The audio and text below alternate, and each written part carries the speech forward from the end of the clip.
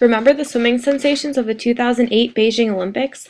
Michael Phelps broke Mark Spitz's record of 7 Olympic gold medals at a single Olympics by winning 8 gold medals.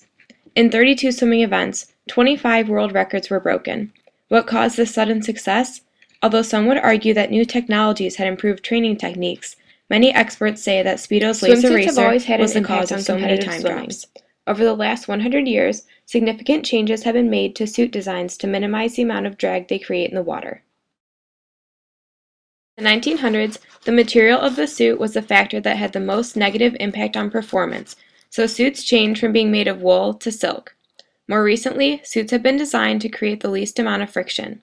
Prior to 2008, Speedo's fast-skin suits were the fastest suits on the market. Speedo set out to create a suit that would minimize the negative effect it had on the swimmer and actually have a positive effect on them. The suit was created after 3 years of research and testing in secrecy to prevent other brands from copying their ideas. A team of NASA scientists, Michael Phelps' coach, Bob Bowman, and the Speedo designers over 100 materials were tested in NASA's Langley Research Center in the wind tunnel used to test NASCAR models. Polyurethane, a lightweight and flexible synthetic plastic, was chosen. Polyurethane is a synthetic material. So with synthetic materials, they're generally more smoother than natural fibers, like cotton. Polyurethane was also beneficial because it is water repellent, so water slides past it instead of being absorbed. Speedo also considered friction. They turned to ultrasonic welding to connect the 3 panels of polyurethane that the suits were made from. Ultrasonic welding uses heat lasers to melt polyurethane fibers together, which reduced friction from old suits that used thread seams. Speedo changed suit size too. Because polyurethane was smoother and more water repellent than human skin, the more skin the suit could cover, the better. Speedo made full-body suits that covered ankles to shoulders to maximize the benefits of polyurethane. The suits were 70 times tighter than other swimsuits and were made with power bands around key muscles to reduce muscle shaking and improve oxygen flow when the muscles grew tired. The torso of the Laser had been compared to a corset because swimmers reported it takes approximately 15 minutes to put the suits on with the aid of rubber gloves and socks to avoid ripping them because they are so tight. The Laser's tightness also improved swimmers' body position in the water by holding their posture for them. Finally, in 2008, Laser Racers went on the market, selling for $550. They were an instant sensation and named the 26th best invention in 2008 by Time magazine. Swim records started dropping left and right.